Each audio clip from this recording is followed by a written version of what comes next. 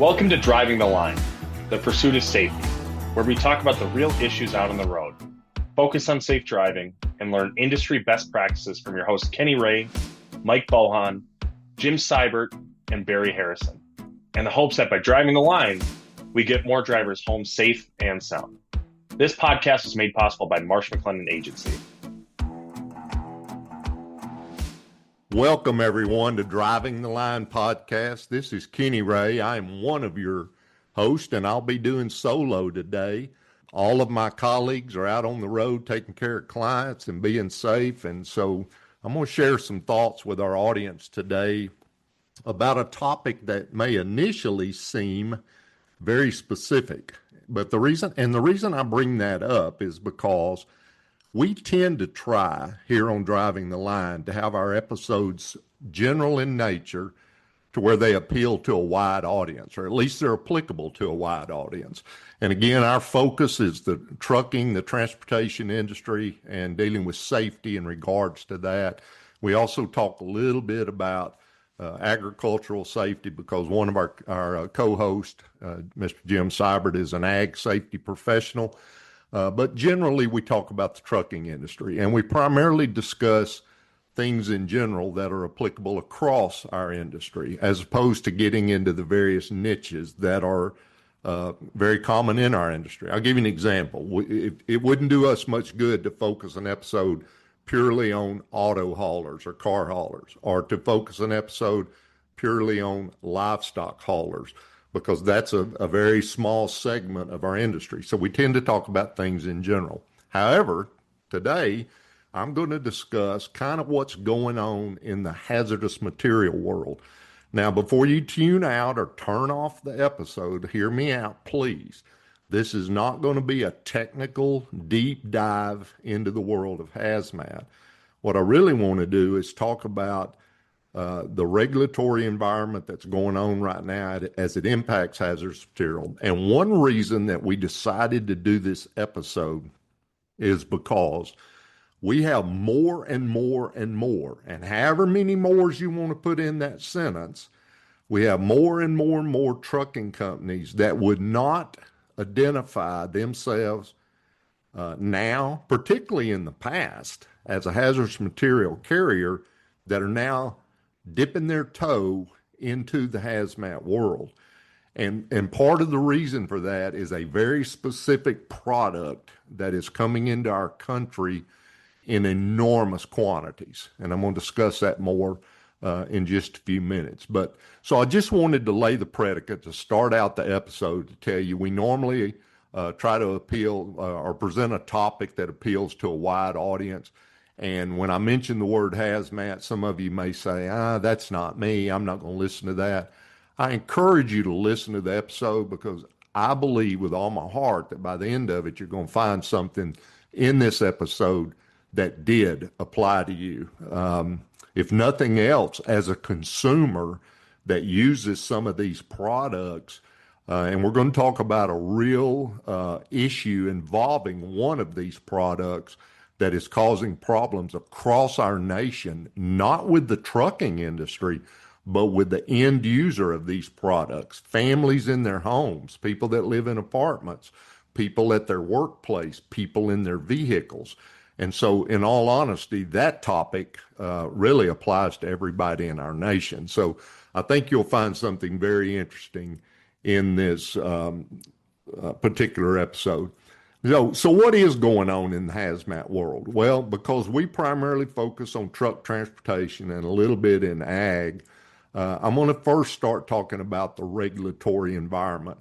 And I do that because hazardous material is a highly regulated industry within a highly regulated industry, which is the trucking industry.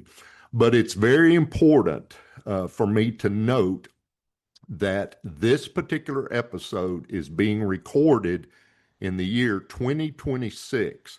And the reason that is important is because all of us that listen to podcasts have learned podcasts basically live forever. If they're in the digital world, You can go back and find episodes of podcasts that were recorded 5, 6, 8, 10, 15 years ago. They're still out there.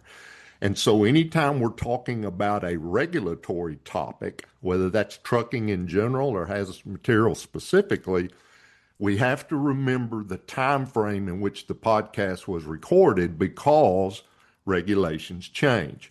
So, for instance, I'm recording this in the year 2026. If someone happens to listen to this 5 years from now, in the year 2031, we may be in a completely different regulatory environment. So, some of the things I say today may not be applicable 5 years in the future.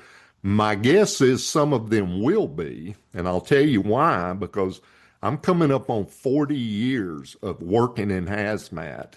And in my past 4 decades of working in the hazardous material world, very little has actually changed.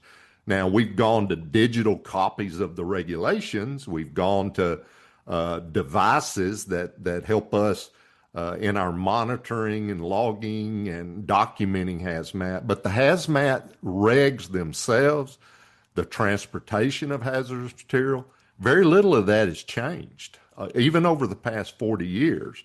So I believe even in the future, when this podcast is listened to, some of the stuff we talk about today will still be applicable even in that time frame. Now, the reason I mentioned 2026 is because both the trucking and the hazardous material world are highly regulated, and they're highly regulated both by federal and state governments here in the U.S. And we may have some listeners in Canada, and the Canadian government, both the national government of Canada and the various provinces also regulate hazmat. And their regs are very, very similar to ours in the U.S. But we basically have 2 regulatory environments that we're dealing with, both at the federal and the state level. And the reason it's important to mention federal regulation and the year 2026, and let me pause here and tell you, this is not a political discussion. Let me repeat that. This is not a political discussion. But the way our government in the United States is structured, all of the regulatory agencies at the federal level, and this is just a basic civics reminder, all of the federal regulatory agencies are under the executive branch of our government, which means the president. So ultimately, the boss, if you will, of the U.S. Department of Transportation, OSHA, EPA, whatever federal regulatory agency you want to mention, at any given time, the secretary or the head of that particular regulatory agency answers directly to the president of the United States. So depending on the political persuasion of whatever administration is in effect at the time, you get some real world effects that directly impact our day-to-day operations, both in trucking and hazmat. So in 2026, the current administration is somewhat anti-regulatory. They basically have pulled back some of the regulatory agencies, and they're of the mindset that business ought to just be able to operate and let the free world economy work. And so we've actually seen during this particular administration some pulling back of various regulatory activities. And the way that mostly manifests itself is 2 ways. Number one, we've seen a reduction or even elimination of some regulations where they just have said, this is not going to be law anymore. We're just not going to enforce this. And the other way, and this is the one that impacts trucking industries the most, we've seen a tremendous reduction in the number of audits that are being conducted across the nation on various trucking companies. Now, having said that, at some point, the administration will change. It always does. We have well over 200 years of history in our country with lots and lots of different administrations.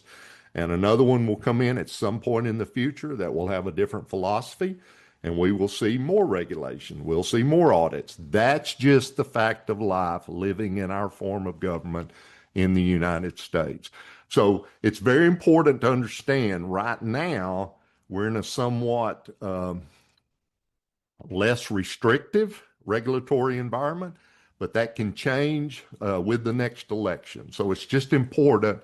It's amazing how whoever's in office actually does impact the trucking industry to a very, very significant degree.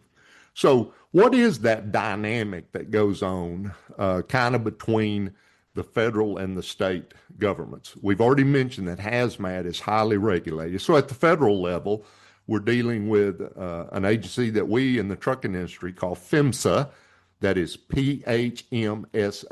That's an abbreviation for the Pipeline Hazardous Materials Safety Administration. That is a part of the United States Department of Transportation. So at the federal level, we have PHMSA. That's the folks that write the hazmat regs. We have the FMCSA, the Federal Motor Carrier Safety Administration. We have the Environmental Protection Agency, EPA. Anytime you're hauling hazmat that may accidentally, through an accident or some misuse of equipment, failure of equipment, and we have a hazardous material released into the environment, whether that gets on the ground, it gets in the air, it gets in the water, then it becomes hazardous waste, and the Environmental Protection Agency is very much interested in that. We also have OSHA, the Occupational Safety Health Administration, which regulates all of the personal protective equipment that drivers will use when they're loading and unloading. It's if you have warehouse operations and you store hazmat, or you got forklift operators that are moving hazmat in and out of trailers, they're regulated by OSHA. If you happen to haul explosives, you're regulated by the ATF, the Alcohol, Tobacco, Firearms Administration. If you happen to haul radioactive materials, you're regulated by the Nuclear Regulatory Commission. And if you haul any hazardous material for the United States military, then you're also regulated by the Department of Defense. And the reason I list all of those is just to remind you of how many different regulatory agencies, number one, have some type of insight or some type of oversight or control over the trucking industry, and especially they do if you're dealing with hazardous material. At the state level, it doesn't matter which state you're in, you're always going to have whichever agency is tasked with roadside inspections. And so I'm in Texas, so for me, it's the Texas Department of Public Safety or the Texas Highway Patrol that has statewide authority. But then we have almost 100 local agencies in the state of Texas. That's either a sheriff's department, a police department that have been trained, and they have officers that are what we call CVE, Commercial Vehicle Enforcement, that they go out and they work trucks just like the State Highway Patrol does in Texas. So you've got the roadside enforcement folks that are out stopping these trucks and actually inspect them on the side of the road. And then, just like we mentioned the Environmental Protection Agency, if you're hauling hazardous waste, which is a type of hazmat, or you have a uncontrolled release of hazardous material, what we would call a spill, the state environmental agency will also get involved with that to protect state waterways and state lands and things like that. And then you also have some specialized state agencies. I'll give you an example here in Texas. We have a lot of intermodal containers that come into the port of Houston that of all things are loaded with alcoholic beverages. They've come from they may be bringing wine from France. They may be bringing vodka from some of the Eastern European countries. They may be bringing tequila from South America. And you will have an entire intermodal container loaded with alcoholic beverages that ultimately are going to be delivered to a liquor store or grocery store, wherever you buy adult beverages. But once they get on the highway, transporting that load of alcoholic beverages falls under the regulation here in Texas of what we call the TABC, the Texas Alcoholic Beverage Commission. You actually have to have a permit to haul alcoholic beverages. Now, why do I even mention alcoholic beverages on a podcast about hazmat? Well, guess what? If the alcohol content is high enough in these various alcoholic beverages, it actually makes them flammable liquids. They will burn if they're anywhere near an ignition source, and so they become a hazardous material. And the only reason I bring that up, once again, mentioning this dynamic between the federal government and the various state governments, is that trucking companies that get involved in hazardous material have regulatory oversight from so many different agencies. It's sometimes it's you just sit and say, really? That many that number of agencies are watching over me, and the answer to that is yes, they are indeed. So let's talk for just a second about the U.S. Department of Transportation. Who does what in terms of hazmat at U.S. DOT? Well, you have two primary agencies.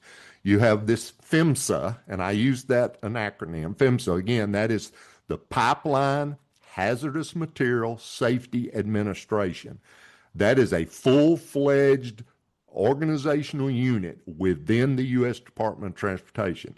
We use the term U.S. DOT in the trucking industry. We just throw that around like we say, oh, U.S. DOT. What we really mean when we say U.S. DOT, we're really talking about FMCSA, the Federal Motor Carrier Safety Administration. Those are the folks that oversee all trucking in the U.S.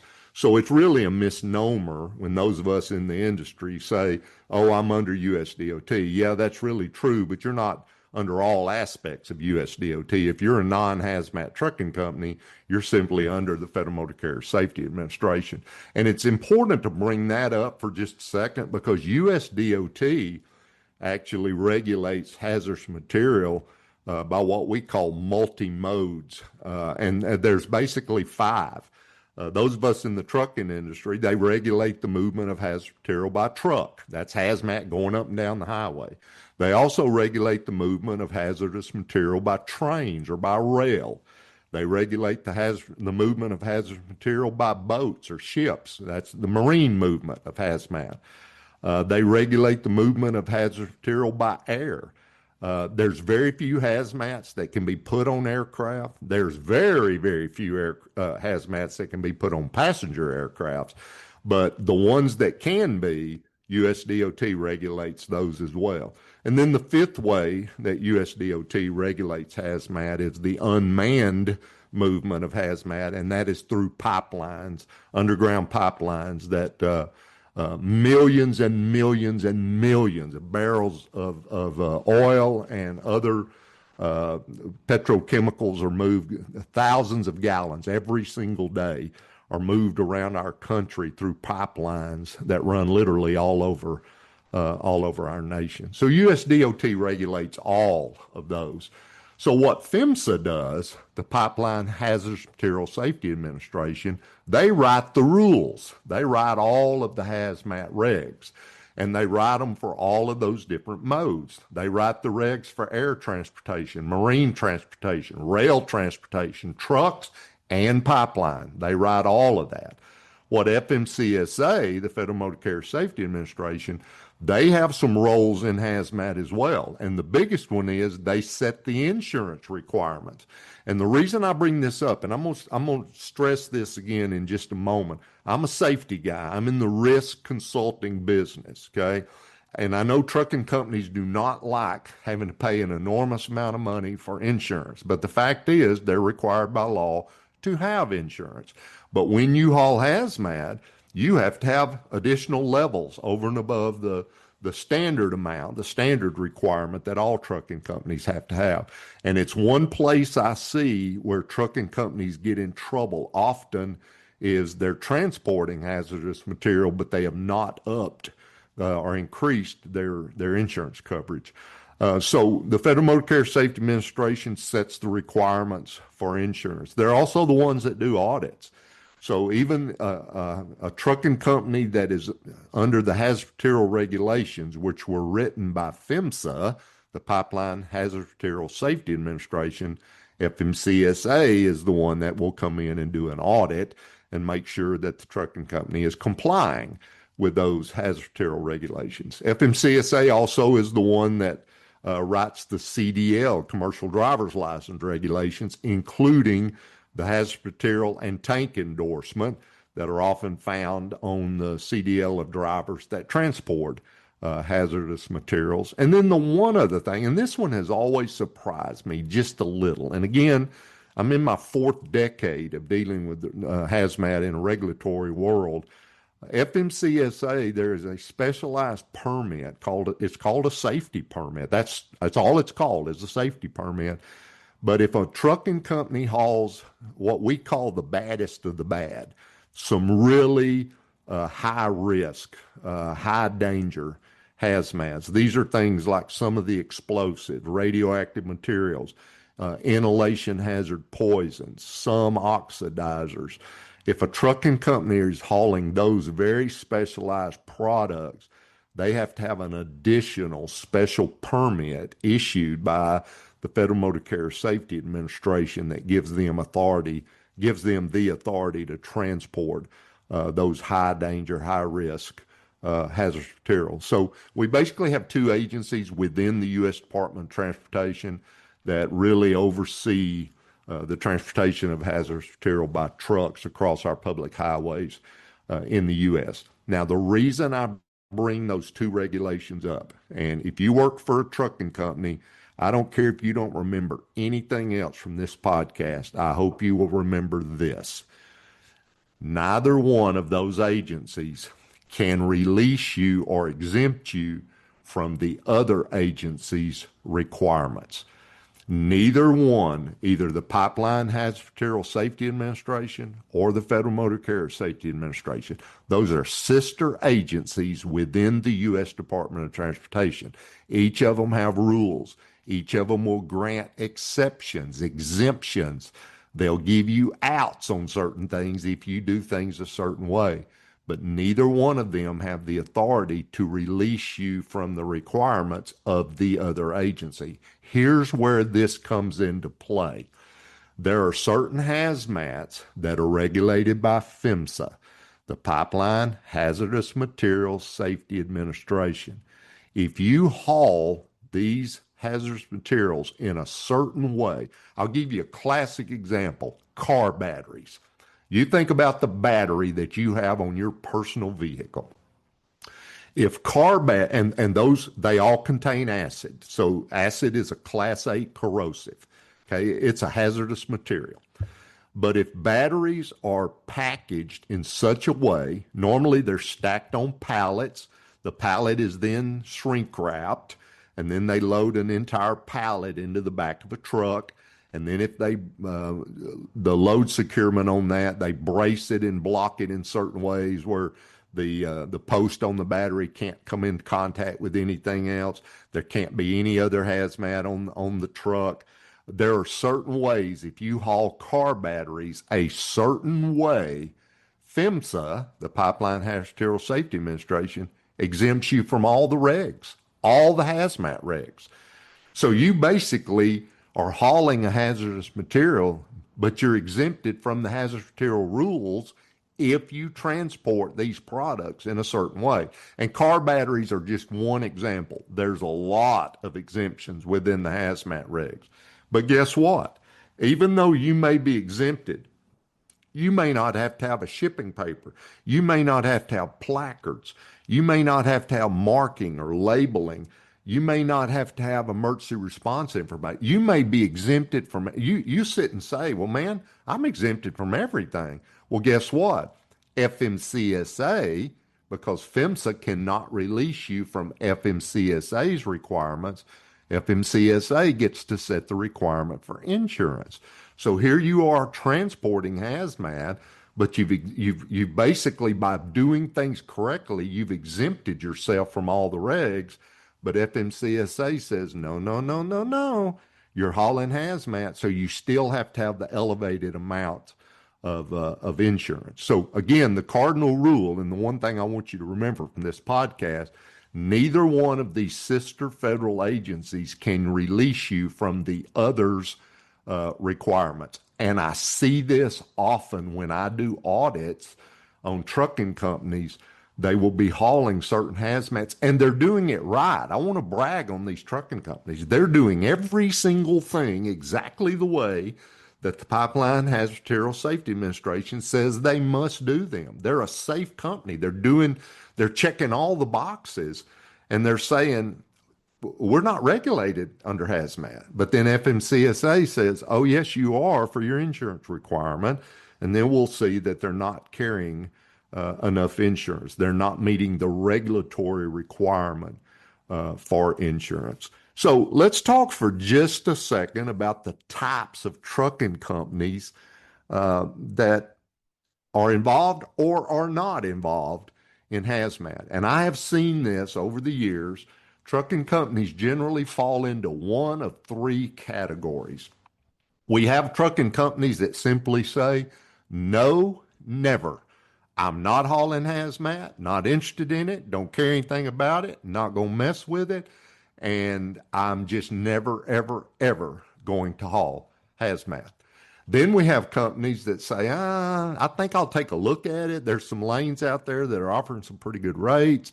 I don't want to be a full hazmat carrier, but maybe there's some opportunities. I call those people dabblers. They dabble in hazmat.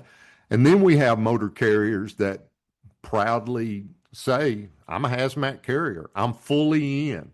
So how do those three companies look? Okay. And now I'm sharing this from the perspective of a safety professional, a risk consultant. So let's talk first of all about these trucking companies that say, I'm never, ever, ever going to haul hazmat.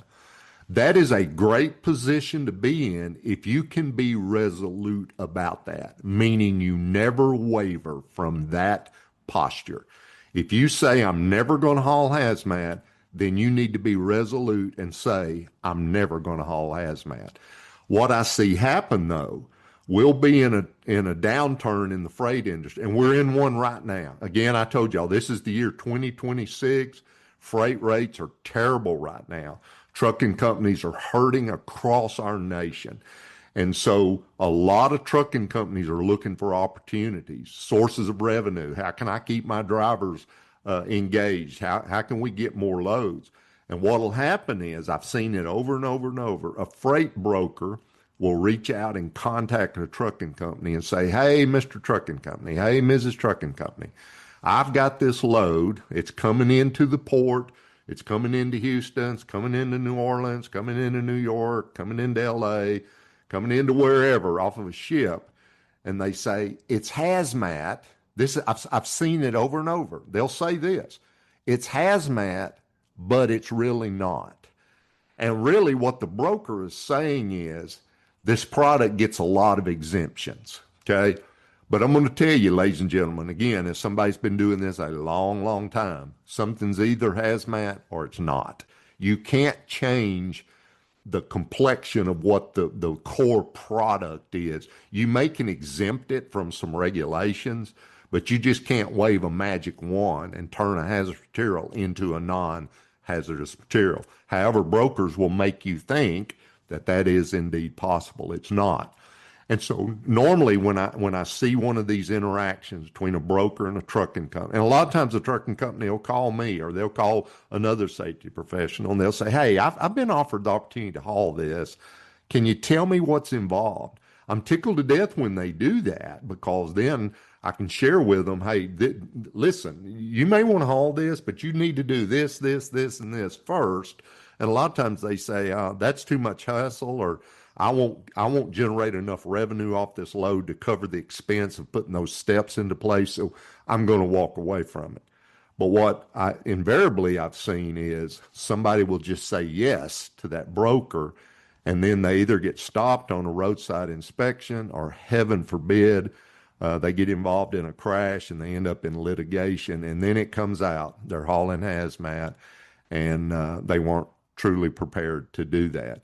And what I normally see is a broker will offer a class 9 hazardous material. And again, I told you at the start of this podcast, this is not a deep technical dive into hazmat. But the hazmat world, all hazardous materials are grouped into one of 9, what we call hazard classes. Just for example, class 1's all the explosives. Class 2's all the compressed gases. Class 3's all the flammable liquids. Class 4 are flammable solids. Class 5s are oxidizers. Class 6 are poisons. Class 7s are radioactives. Class 8s are corrosives. And then Class 9 is what we call miscellaneous, and it's any of the hazmat that didn't fit into one of the previous 8 categories.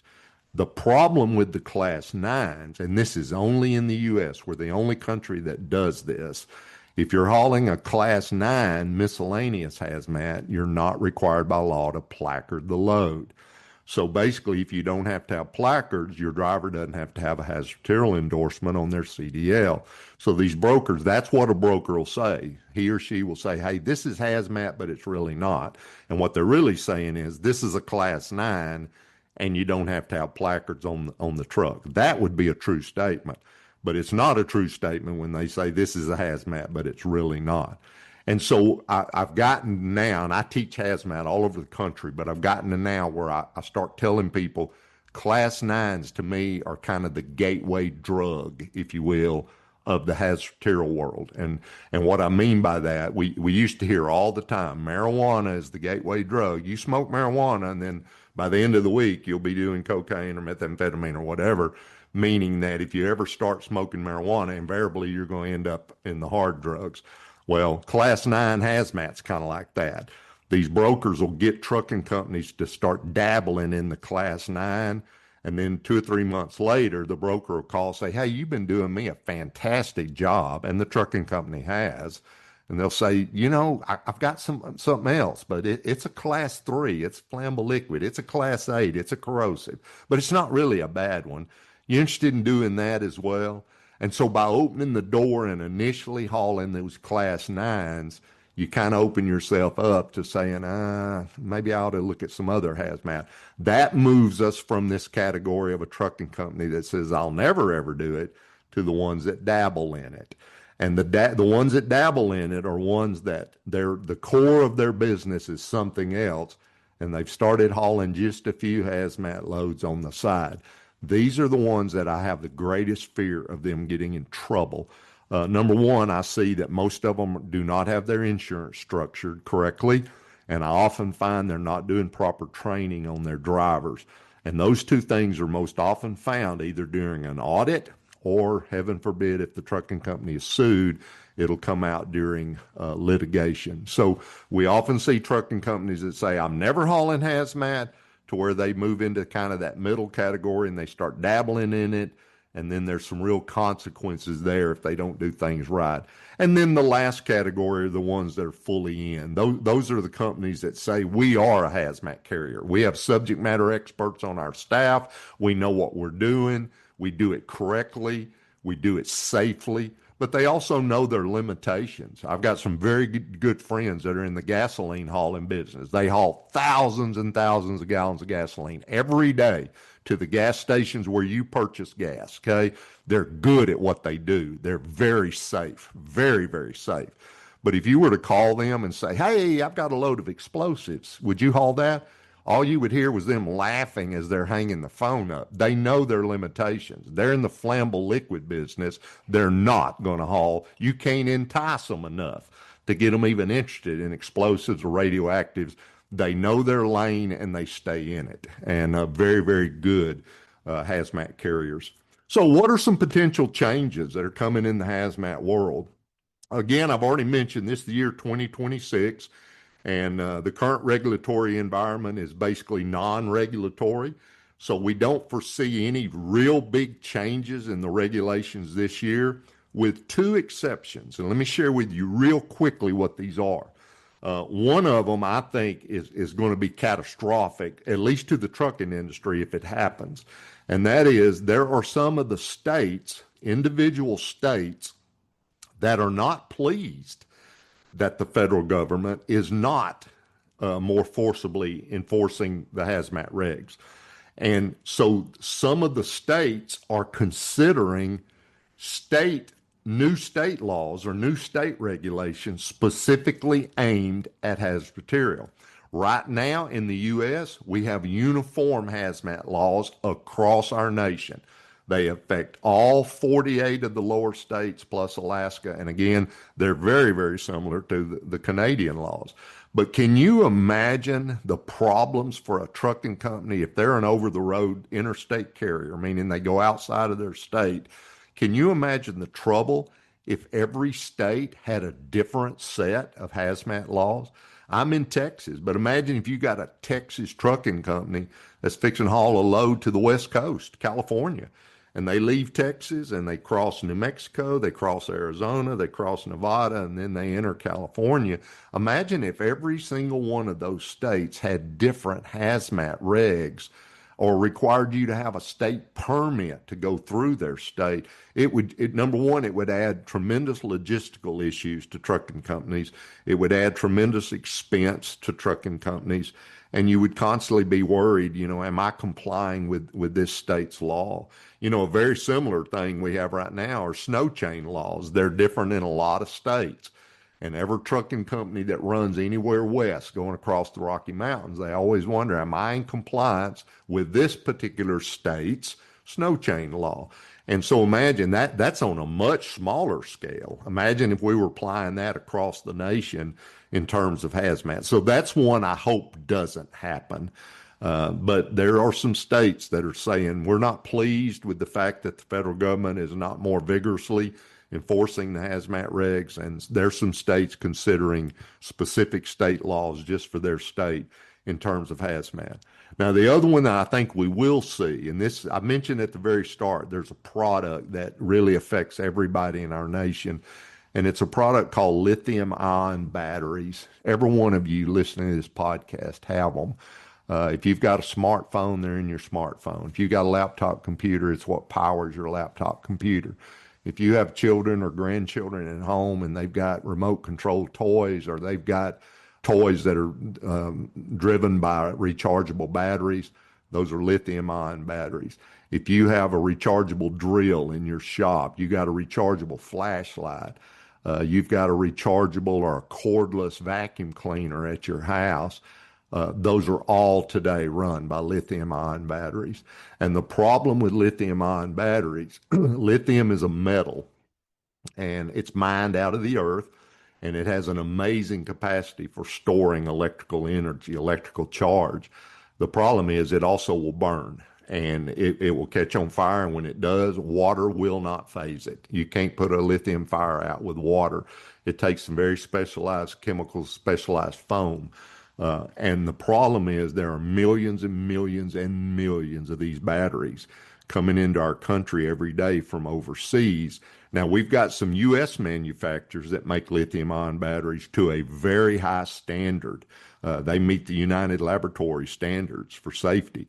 But most of these batteries coming in from overseas do not. And those are the ones we're having problems with. And what will happen is if there's any kind of stress on that battery, you overcharge it, you drop it on a hard surface, it's damaged in some way, there's a very high propensity of that lithium-ion battery catching on fire. And they don't even have to have an external ignition source. They will just spontaneously combust. And so it's already resulted, this problem has already resulted in numerous deaths across our country.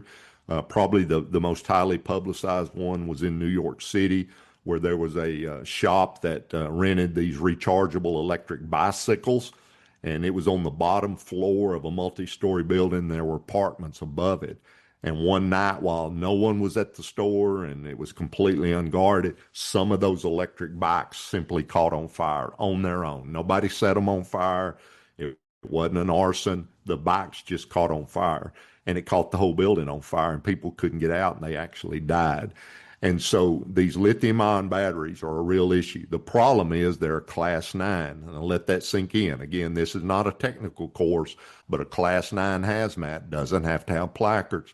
So we've got tons and tons of these things going up and down the highway in the back of trucks with no placards on them. And we've already had some changes to the marking and labeling requirements by PHMSA. So any of y'all that received any kind of rechargeable device at Christmas for a Christmas present, you probably saw a little sticker on there that looks like batteries, but one of them's burning. That's the lithium-ion battery label or the lithium-ion battery marking. There's a move right now within PHMSA to come out with a placard specifically for lithium-ion batteries. That will be a phenomenal change. Again, in my 40 years of I've never seen PHMSA come out with a placard dedicated to one product, not a class of products, but one product, lithium-ion batteries. The issue and what they're wrestling with right now between PHMSA, the Pipeline Hazardous Materials Safety Administration, and FMCSA, the Federal Motor Carrier Safety Administration, is because this is a Class 9, if you placard it, what are we going to do about the hazmat endorsement on a truck driver's CDL? So all of that's still being worked out, but do not be surprised if you see some regulatory changes this year or next year, 2026, 2027, dealing with, lithium-ion batteries. So if you're thinking about hazmat, and I'm fixing to wrap up, what are some suggestions? What are some best practices I have to offer to you? Well, number one, if you decide to mess with hazmat, know what you're doing. And that you would sit and say, duh. Well, that ought to be true for anything. But all of us, everybody listening to this podcast and the one broadcasting it, me, we've all been guilty of learning certain things by experience or by experiment, you know. I mean, we learned to ride a bicycle by getting on it and falling down. We learned to do various things by trying it and messing up over and over and over. You can't do that in the hazmat world. You don't get any makeovers. You don't get any mulligans for those of y'all that play golf. We've got to do it right the first time and every time. So if you're going to mess with hazmat, make sure you know what you're doing. The second thing, and this is the thing I see most often as a failure on audits, is train your employees. That's your drivers, your shop personnel if you have hazmat trailers and they work on them, your safety team, dispatchers that are going to dispatch hazmat loads. Training is the number one cited hazmat violation on audits, okay? So hazmat training is a biggie, and the fines for failing to train hazmat are enormous, and they accumulate by the day, by the employee. So make sure if you're going to get involved in hazmat that you do the regulatory required training for hazardous material. And the third thing I would encourage you to do is invite whoever your safety professional is, and oftentimes that's somebody who works for your insurance company. Some of you have consultants that work for you. Invite them in to do a mock audit for you and tell them, hey, I want you to see how I'm doing on hazmat. So that will give you kind of a baseline of where you are in terms of regulatory compliance in the hazmat world. So anyway, I'm going to wrap up now, and I want to thank you for your time. And again, just think about the kind of the current environment in terms of the regulatory, operational, and even the personal use of these various hazardous materials. They're important to every one of us. None of us could function in our day-to-day lives the way we currently are without hazardous materials in our world. They're involved in everything. Plastics, your vehicles, the gasoline that powers your vehicle, the battery that powers your vehicle if you have an EV, all your laptop, your cell phone. Hazmat is an integral part of every one of our worlds. But for those of us in the trucking industry, and those of us in the ag industry, and those of us in the safety profession, we've got to be at the very top of our game when it comes to dealing with hazmat. And so I'll leave you with that, and I thank you for joining me on this episode of Driving the Line. And remember, we're the podcast that's always in the pursuit of safety. And speaking for myself and my colleagues, Jim and Barry, we will see you next time on Driving the Line. That's all the time we have for this edition of Driving the Line, the pursuit of safety. We hope you enjoyed our discussion, and thank you for listening.